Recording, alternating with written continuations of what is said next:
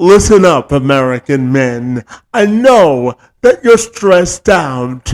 The numbers bear out that fact.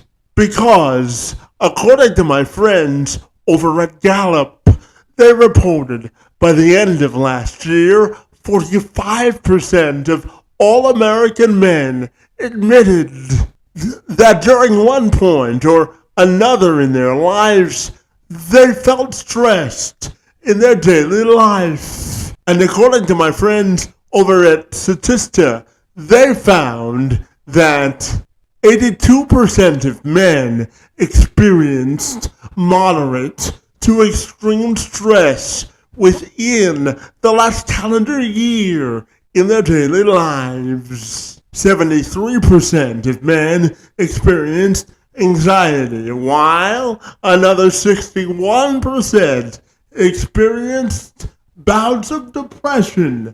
But what if I told you there was a solution to this troubling trend? And it all started with reworking your brain and rewriting your nervous system to embrace emotions, thoughts, and your personal feelings. And for some clarity on this very subject, I want to bring in my friend Kathleen Reily. She's the founder of Presenting for Men, a Method of Peace. Reily is a neuroplasticity expert renowned for helping men control their stress and combat their anxiety, known for her extensive experience on the brain's ability to adapt and rewrite its nervous system to prioritize emotions, feelings, and get to the center of male self-image. She's developed a presenting method, a unique approach that integrates positive neuroplasticity, psychology, energy, and heart and mind coherence. This method is designed to elevate consciousness and guide individuals towards sustained emotional well-being, vitality, and profound appreciation for life. And she joined me this week to tell me more about how focusing on the brain's inherent ability to rewrite itself to foster positive change in thought patterns and emotions at any age can transform men's ability to live life free of stress. I'm Kevin McShann. Let's have this conversation.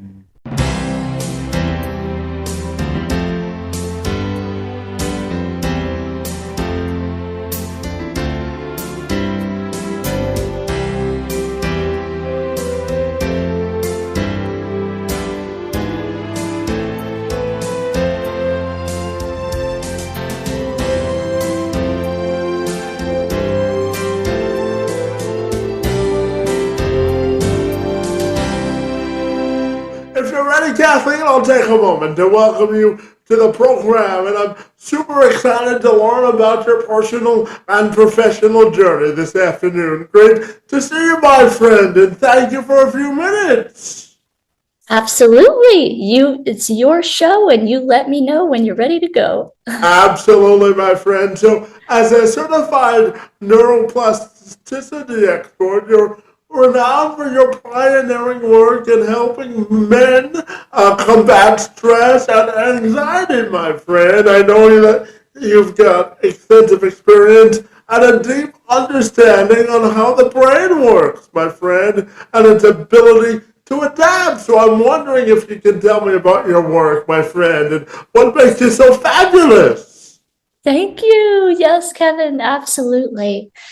Well, so understanding the role, I can explain my work and my company, and then later I can tell you how I got into this work. But it's very important that we understand the role of emotion in the creation of stress cycles. And so this process of recognizing how we got stuck in low emotions, stress, fear, worry, anxiety, all of those lower emotions.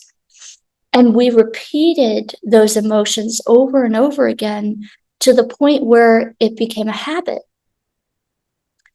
And that habit becomes memorized by the nervous system, by your nervous system, my nervous system, client's nervous system.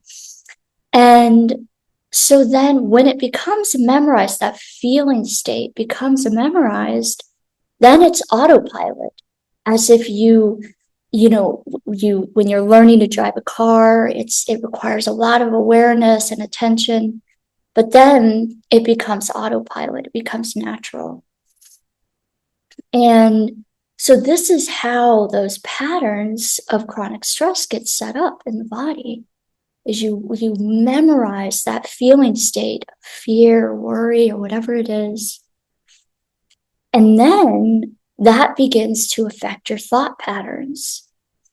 And so your thoughts can only ever be in alignment with the emotions that you feel every day. So if you're feeling fear or worry or whatever that is, your thoughts are going to be fearful. Your thoughts are going to be worrisome.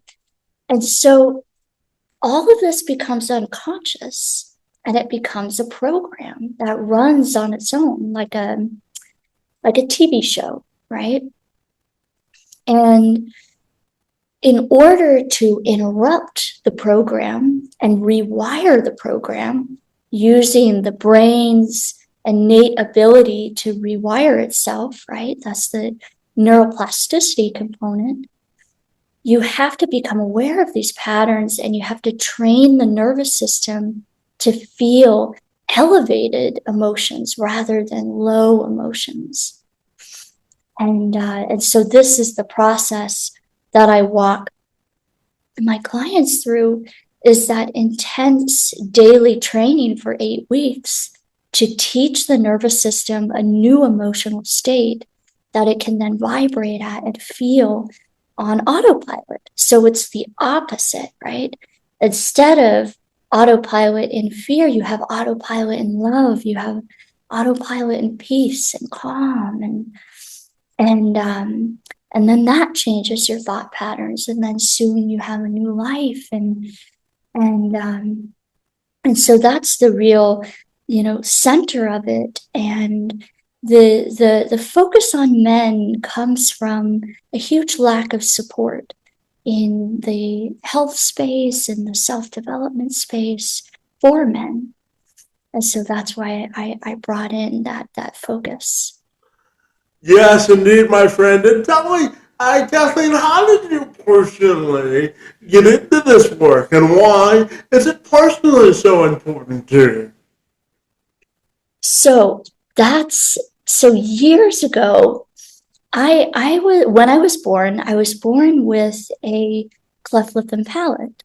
So I was always having surgeries from the day I was born all the way till I was about 24. And being exposed to that kind of trauma on the body, I began to develop very severe anxiety and panic attacks in my early 20s. And I didn't want to take medication for it.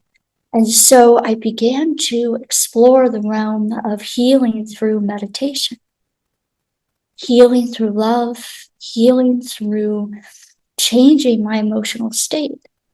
And so I did this very intensely. I did these intense meditations every day for about 6 to 8 weeks. And I really inadvertently healed that habit of chronic stress and panic. And so then after that, it was, wow, this is profound. I need to learn everything I can. And so I started receiving different certifications in neuroplasticity energy healing and positive neuroplasticity and understanding the biology of change. And then that's how I started my company and began to see a real need for this work among men in the men's self-development community. And Yeah, yeah, absolutely. And I'm fascinated to ask you about diving into the emotions of men because sometimes men aren't always willing to share their emotions. So talk to me for just a moment about diving into the emotions of men and giving them the permission to say it's okay to be emotional. Walk me through that process and what you've learned about the psychology of men throughout your work. that is a phenomenal question. That's an amazing question.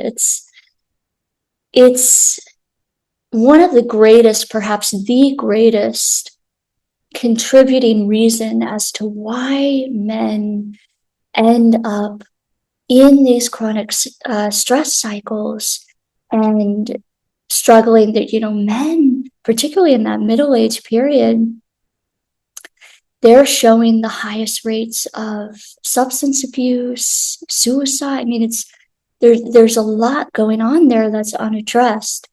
And the greatest reason for this, I really believe, is that men are generally, not all men, but largely, men are conditioned to believe that if they express an emotional challenge that's going on within them, that will be seen as weak to the people around them, particularly the family, particularly the partner, also other men in their life.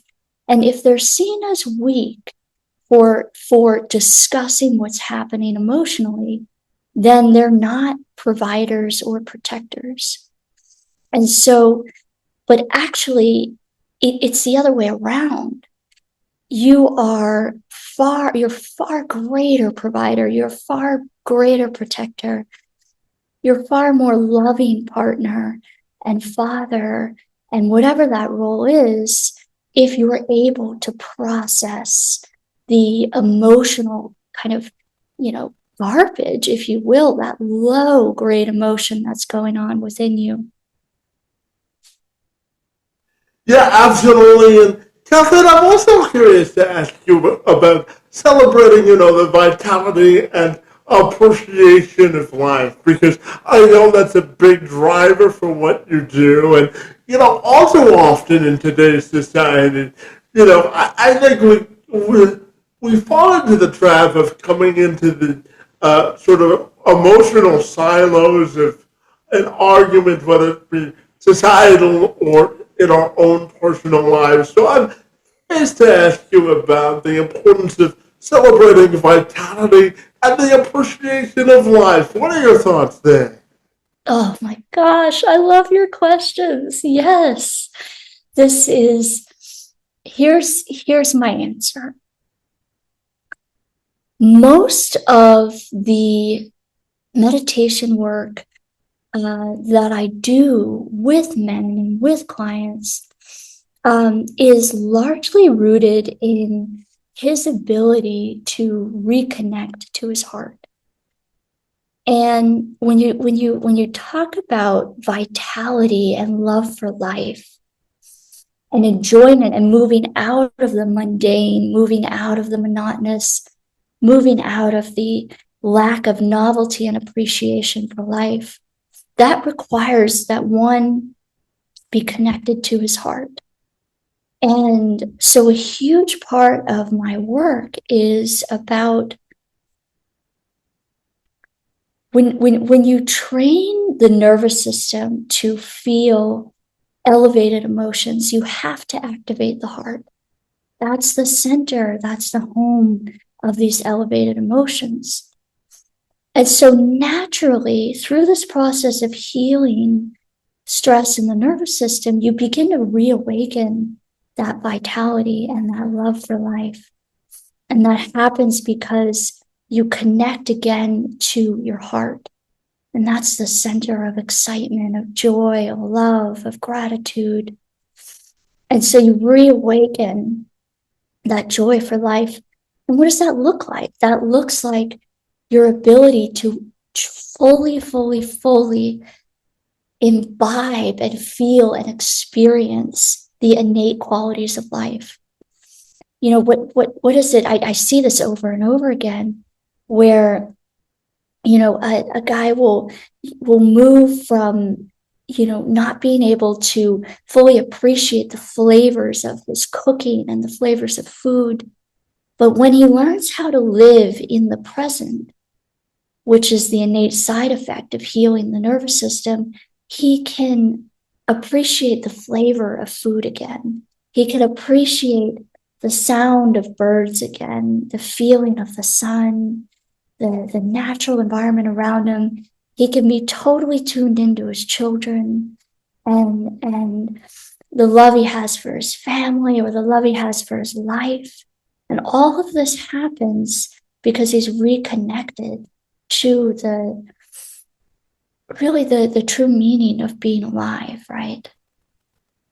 Yeah, absolutely. And my friend, I'm also curious to ask you about the brain's ability to sort of rewrite itself. You know, Kathleen, you shared with me that you were born with a cleft lip and palate, my friend, and I was born with what's called spastic quadriplegia cerebral palsy. Simply means that I don't have enough oxygen in my legs to walk normally, my friend. And I actually found out at the age of 9 that I wouldn't be able to walk without the assistance of a walker for the duration of my life. And a lot of people say that I'm an inspirational person, and I simply say that I'm living my life, and if I'm an inspiration, that's great. But I do think there's power in sort of reframing our mindset and rewriting our narrative in life. And I wanted your perspective on what it really means to rewrite your narrative in life. What are your thoughts there? Gosh, great question. Great question. Well, let's see. You know, I have to bring in this very important understanding of a greater force that is beyond the physical world. Call it the universe, call it God, call it love, divine. There's a greater, pure, loving force beyond us. And for me, in my life, when I finally realized that the narrative, the story that I had taken in from the world around me, was no longer serving me. And that narrative was, you know, one of a lot of shame, a lot of guilt, a lot of fear, a lot of judgment, right? Deep belief in other people being the determinators of my value and that kind of thing. And everybody can relate to this, no matter what challenges they've been given. You know, no one comes in to this world without receiving challenges, because those challenges allow us to grow. But in order to grow, we have to rewrite the narrative, like you said.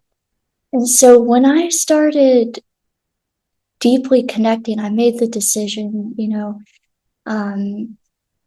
when I was in my early mid-20s, because the burden became too great of the old narrative.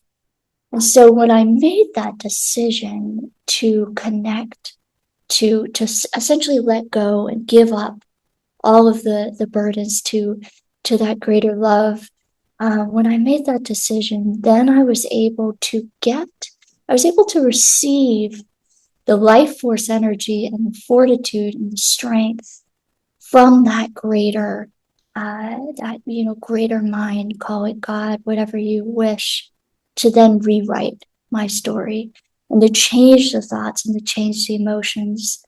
And over time, that changed my reality. Yeah, and Kathleen, I'm also curious to ask you about helping men really improve their mental health and really giving them the permission to say that, sometimes stress becomes unmanageable. As you mentioned earlier, a lot of men grow up with the moniker of I have to be the protector, I have to show strength even if I'm vulnerable. So tell me about emotions, mental health, and how it's reconnected to or connected to our brain and helping men understand that it's okay to admit that they need help coping with stress in their own mental health. What are your thoughts there? Yeah, yeah. Well, if I could reframe the belief system. So the belief system that is taught is that you cannot, in order to be a strong, stoic provider and protector, and in order to compete and to survive in this world, you can't feel, right? That's the belief system. That's the common belief system that's taught. But I want to change that. I want to change that. I want to reverse that. And I want to say that in order to be the greatest provider, the greatest man you can be, the greatest protector, the greatest partner, father, the greatest human being, right? That you can be, you must feel. You must feel. And the reason for this is because emotions are like two sides of the same coin. So if you don't process the difficult emotions, then you will not be able to feel the joy, the positive emotions.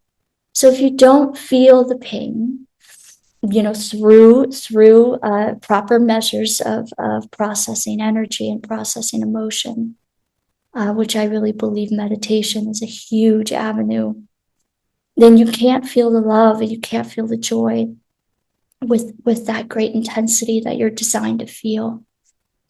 And this is connected to the brain because there's no separation between the brain and the body, right? They're constantly interacting. And we know that the heart now, through tons of research on the heart and the brain, we know that the heart actually is full of neural matter, brain matter, that is identical to what you see in the brain. And so this tells us that the heart is actually communicating a lot more with the brain than the brain is communicating with the heart. And so when we change the emotions and we change our ability to feel again, we relearn how to feel. Then we can start truly transforming the brain. And that's a whole nother conversation. Yeah, so let's talk about transformation now, since you brought it up. And yeah, I know a large part of your work is giving men the permission structure to believe that they're worthy of living a life deserving of a life free of stress. So let's talk about that transformation, both in the mind and from the physical perspective. How much of your work goes into telling men that they really are deserving of a life free of stress? What are your thoughts there? Oh, yeah, that's an excellent question. There's a lot of many men and human beings too find themselves, and this is all, what I've learned through my work, but they find themselves in a place of low self-value, low self-worth. And that's where, the deep need, survival-based need to prove oneself comes from. And as a result of that, there's very little self-love. And self-love is the vitamin, the medicine to heal shame or fear or guilt or those lower emotions, and it heals that low self-worth and that low self-value. And so I give men the tools in this practice of presensing. I give men the tools to heal those wounds, those wounds of low self-worth, low value, etc. And in doing that, they're able to realize that they are deserving of that extra time every day to put themselves first, to whatever that is, to have that alone time for meditation, to have that alone time to move and exercise, to have that alone time for prayer, whatever that is, or connection. And so absolutely, that is a really excellent question. I hope I've answered it. Yeah, absolutely. And, I'm going to ask you again about men's mental health because, a lot of my belief behind mental health is that if you don't sort of create your own level of internal expectations and when it comes to self-care, then it's hard to rise to the level of expectations of someone else. So I'm curious to ask you about the idea of really celebrating men's mental health and how much of your work goes into telling men why they should make their mental health a priority and then again ultimately celebrate it. What are your thoughts there? Yeah. Wonderful question. This goes back to the earlier point I shared around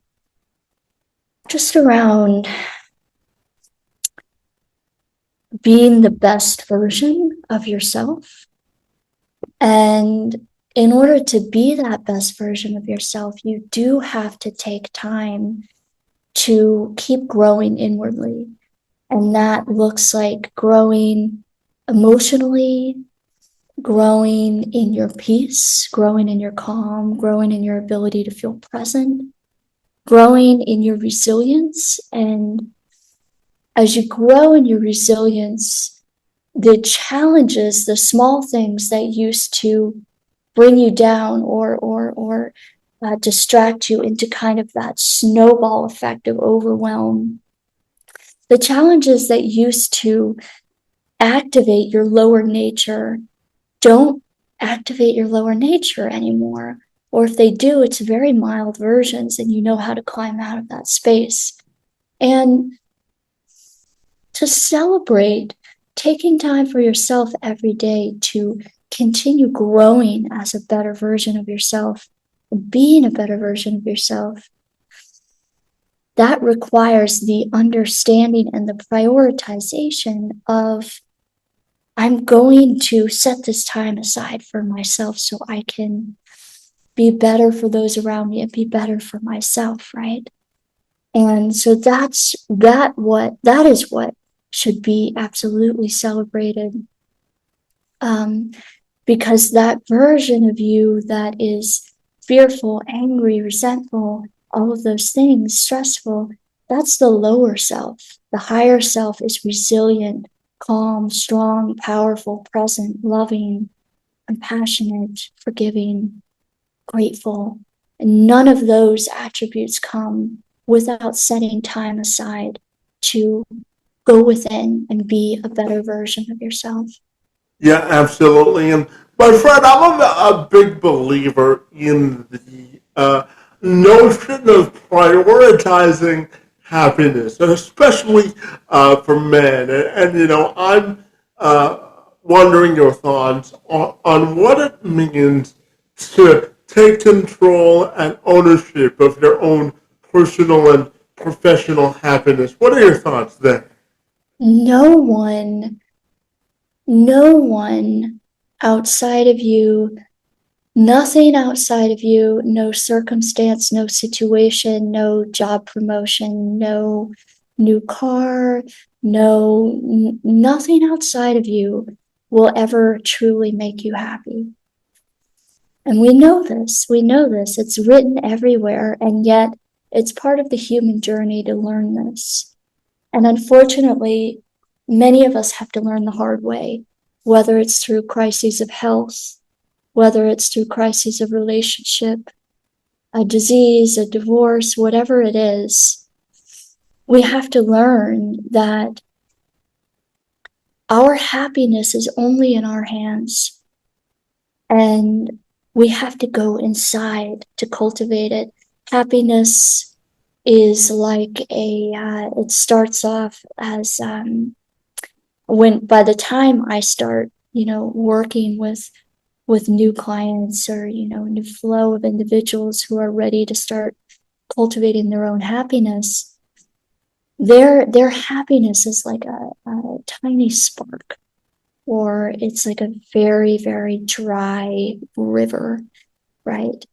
And it's through their own attention and intention every day, going within, sitting with themselves, developing a meditation practice, that they are able to grow and build that source of happiness.